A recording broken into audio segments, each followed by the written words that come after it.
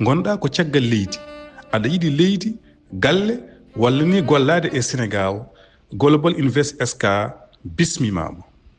jeegu tereji jogiiɗi kayitaji laaɓɗi galleji moƴƴi biroji juutɗi nokkuji demateeɗi Global Invest SK ina waɗa hen ko weɗɗa luugol galleji e nokkuji joɗɗi ko gollal ngal Global Invest SK seedana Global Invest SK ko wallude e wallodirde e ɗanniyankoɓe no koɗiri eno ɓamtori e Sénégal kala jiɗɗo hebde hen nokku Global Invest SK wi wodat ko nanuɗa e ngalu ko heddi ko aɗa yoɓira seeɗa seeɗa hande gasnuɗa keɓa nokkuma kala jiɗɗo jokkodirde e mabɓe yo noddu e 00221 78 457 05 50 Global Invest SK ha yo jam ari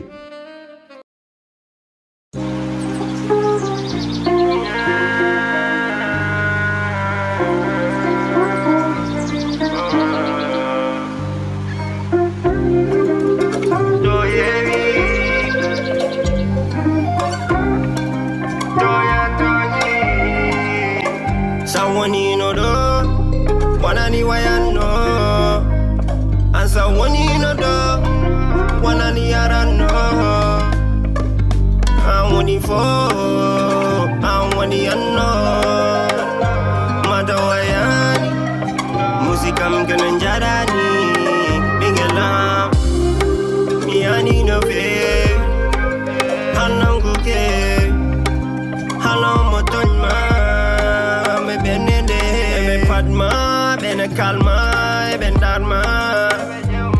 chakalma, ebe peuja ya karma. Do yewi, do ya toni. Je t'aime à la folie, Fomani anani, olgo kebi.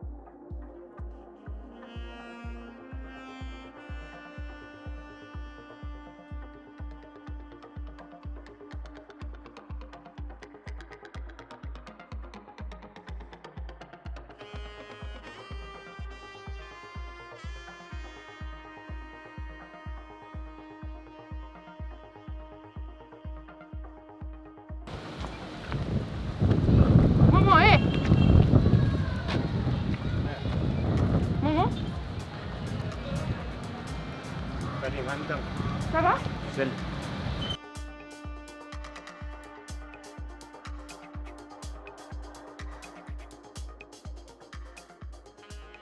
Momo?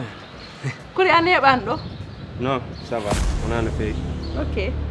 Mais gon kam mère, mi wino ma ya ardo. Mi wino ma ya tom do, mi halam ma ko wodi ko. Mais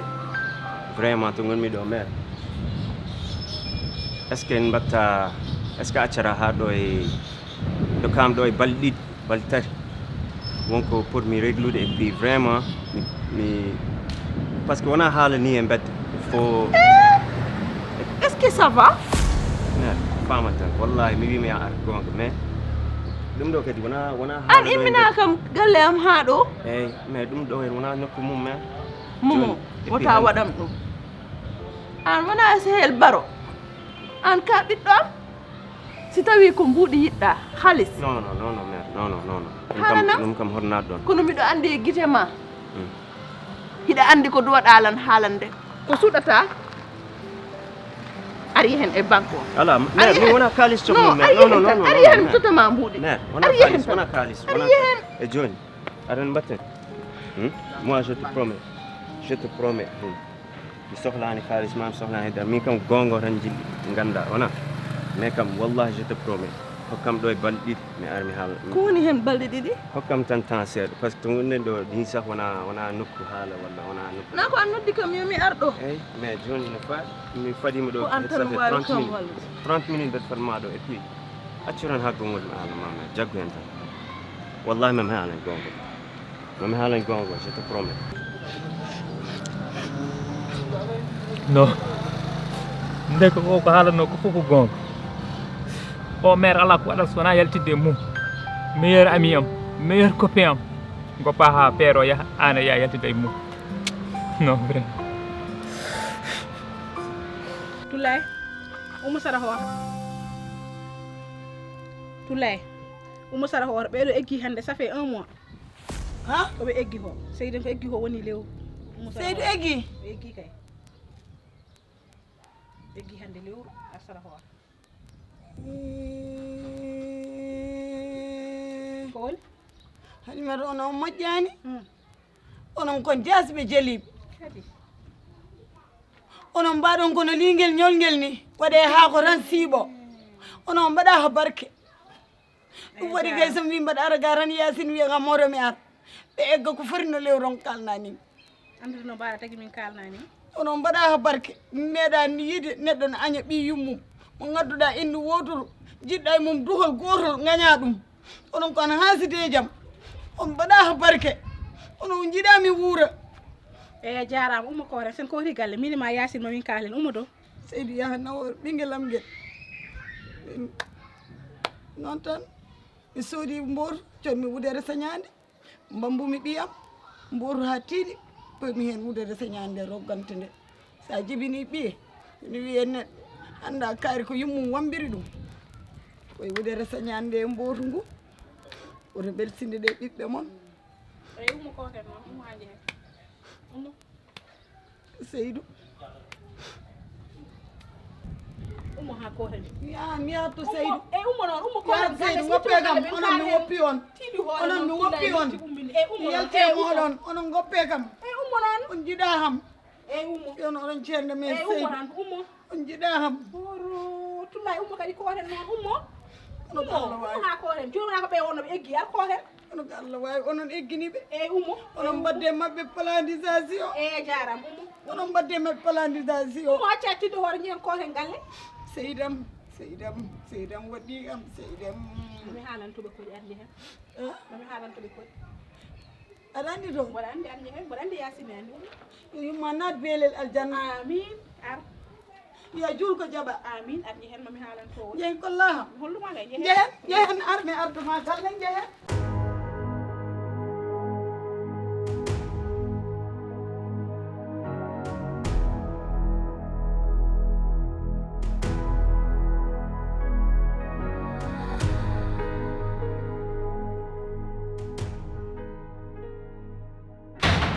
non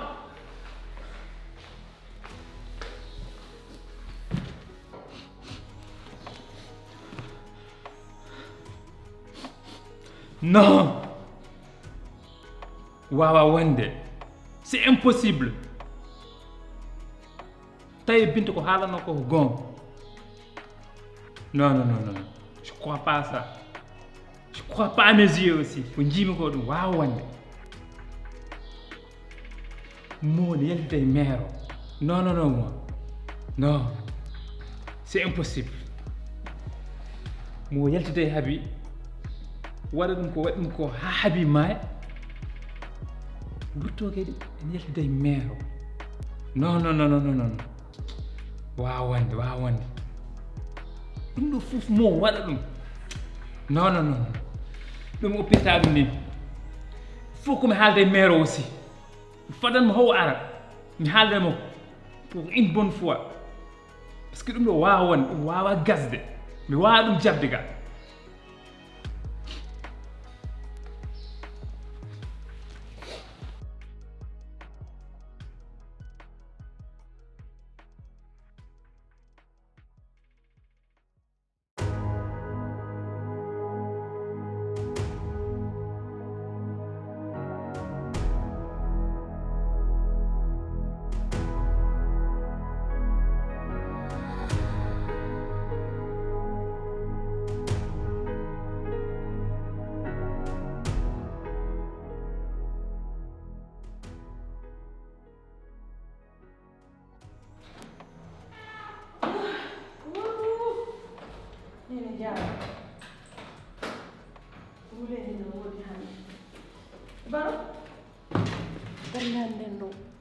suma ko waawi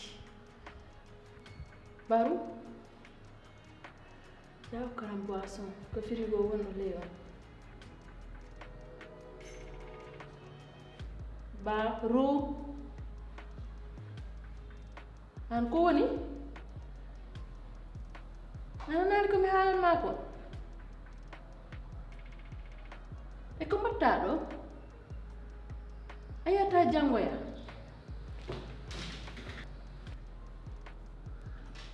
nani mbiɗa wawi andude to jamata an honde fuɗɗiɗa kam landa e to mi yano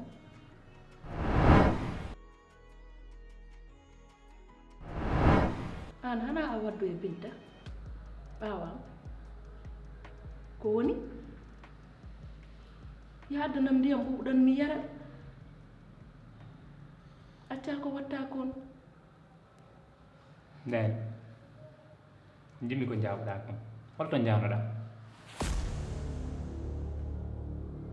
baro gale yayma Aissat mi yano kodi jam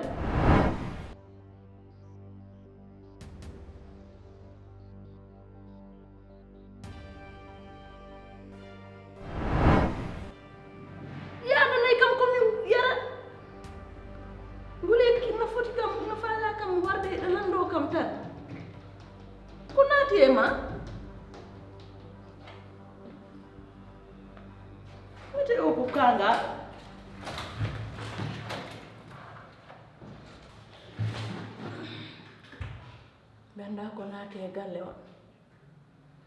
joni baro sa waɗat kam manque de respect inde galle on change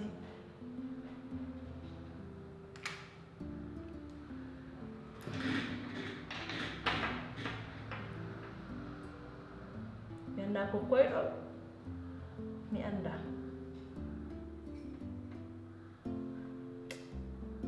Jakida nasera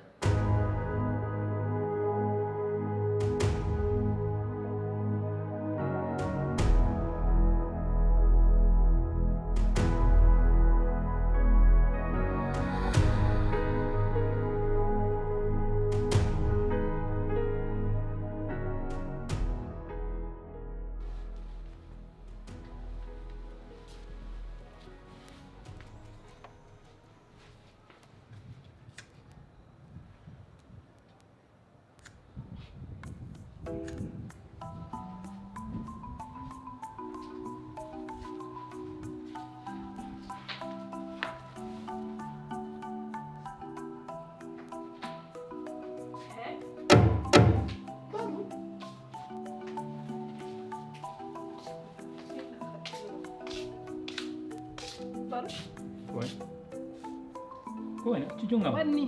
ko woni an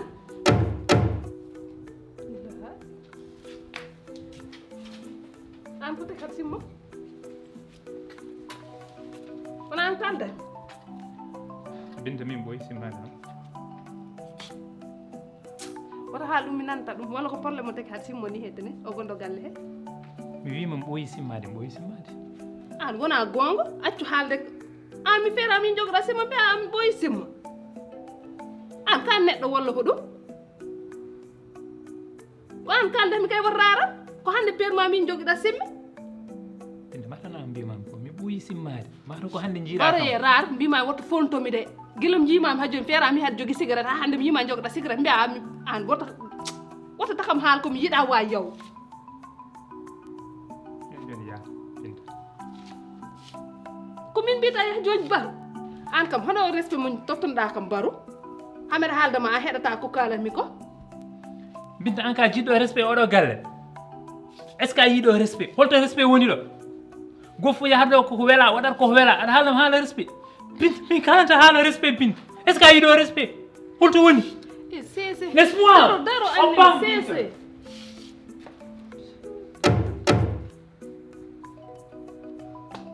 baru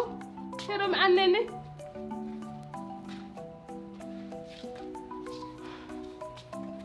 a heɗata kom heɗo mi haaldama sa kam heɗim rek ma heɗa saabi Allah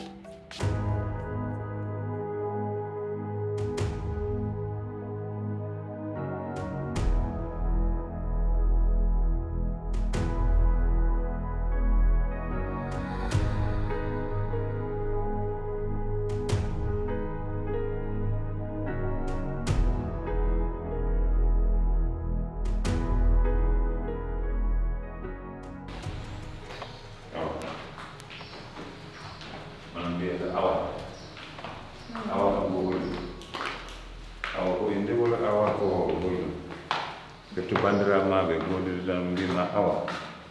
min wiyaka awa gara mo wima awa yeeyi en fof kiti on fof kiti kono haɗa kam fokkitaade on ko nan hanki jinnimami haalande ɗum hawre yejjit baro simmoto question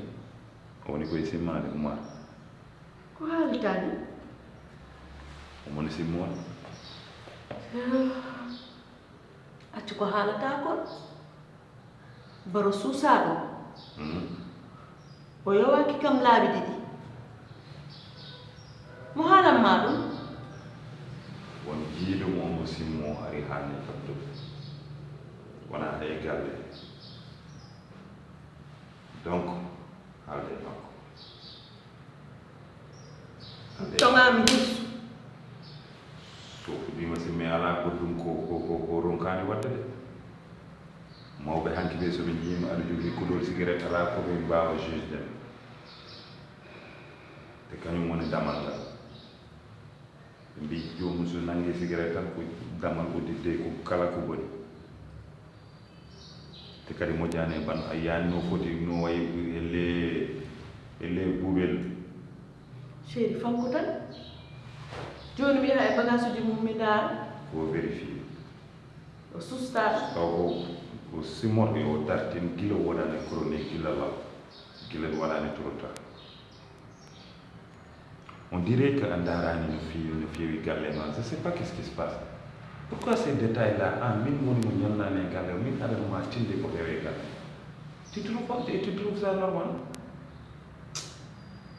chéri baro suusaa ɗum ok o suusaa ɗum y a pas de souci mi yeeyi o yi golle à ce soir ce soir ok ok wattu hakkille e pendimami ko de wattu hen hakkille no feewi anande mi nani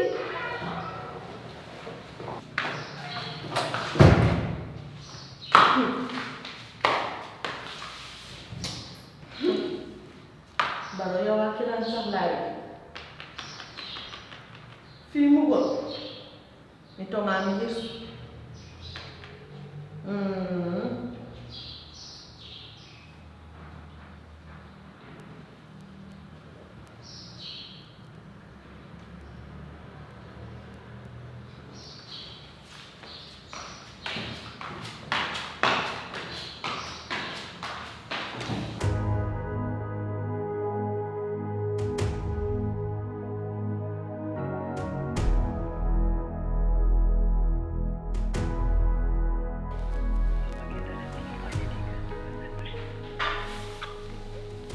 Allô Mayran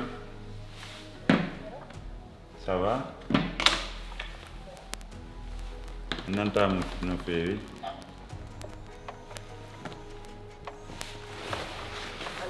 ouais onon kono yeeyɓe terrain gonɗo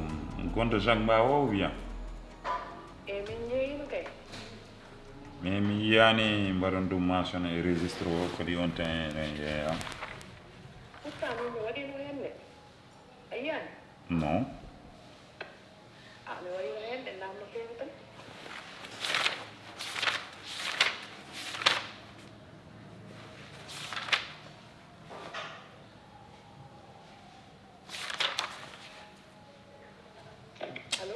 oui mi yiyanimo de ou bien demain sa ari bureau kolla kam to mbaɗɗa ɗum par ce que j'arrive pas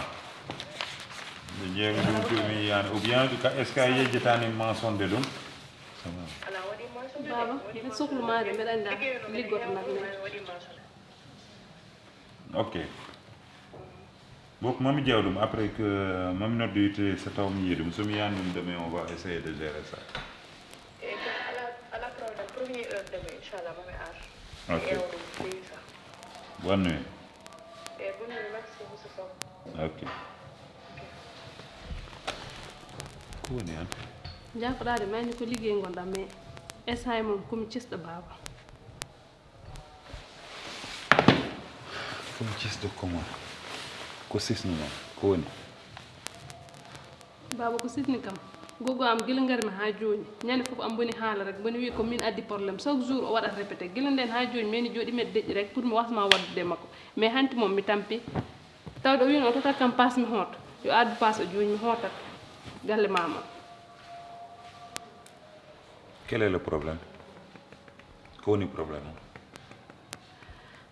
baba gogo ɗa tawi kam mbo wulli kam ha yondini o wi probléme o goɗɗo fof ko min waddi mi anda ko min wi ɗum momo o jaynat mi anda hoɗum ko woni fof o haalni kam ko woni fof o wi kam mi tampi ɗum woni laabi mi anda foti hon chaque jour o arat doom ina wulla ina haala rek mi famani ha joni haala ka mi famani gogo holko wima exactement mi fama gogo wi kam ka premièrement feeri kam ɗo noddu wi ko min waɗi mi anda haabi ina waɗa faranto après kadi o addi kadi o wi ko min waddi mbo e baru ko woni fof o haalat wi ko min waɗi kalame baru jaynat ko bari jawnat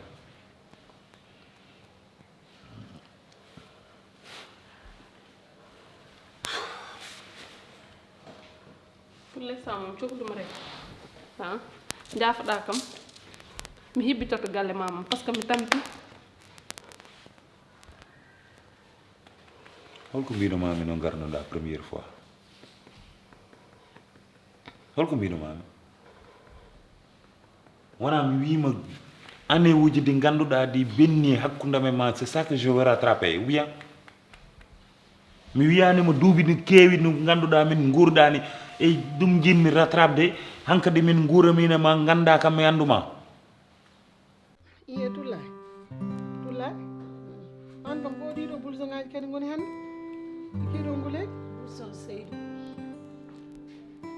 blouson oɗo somo dogoytuno kañum o ɓornotono joni mbaɗana so tek kam ɗe tan jinnoɗo eggude joni noon ha saami hen kadi ko arde cum camɗi mbimi yami ɓorno ɓay hankanti o eggi mbaɗi yiiramo ɗum kono noon Yacine mi jaɓi Allah ko hakkunami Seydou ko wallahi mi jaɓi Allah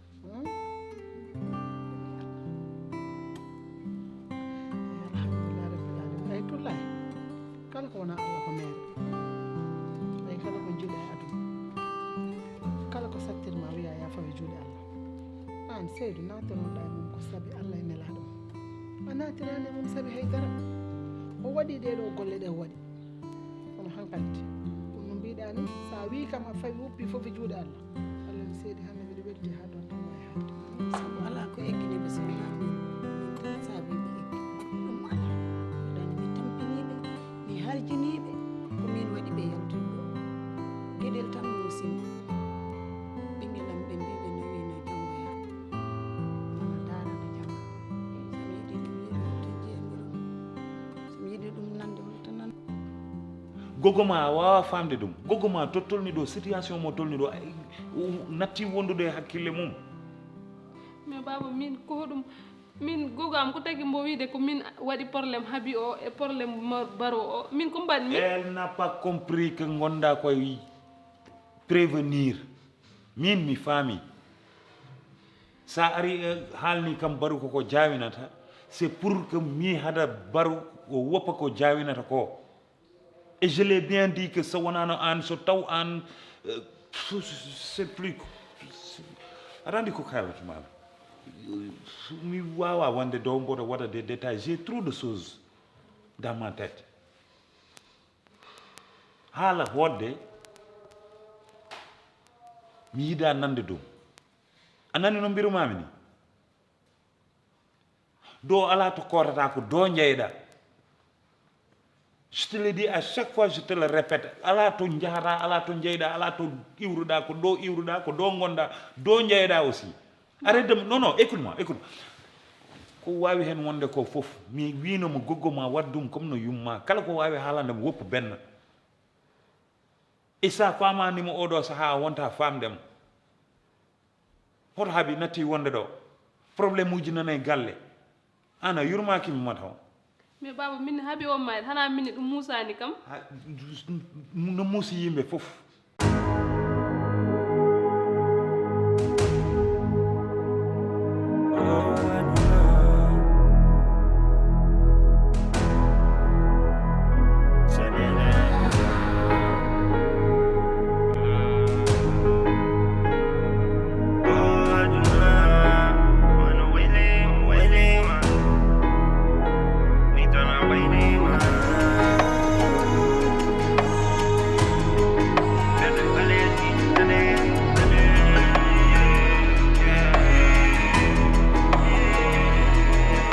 koloto mi no hande hakkille jiba dande yila mi yadu wa wande do ala sehila la bande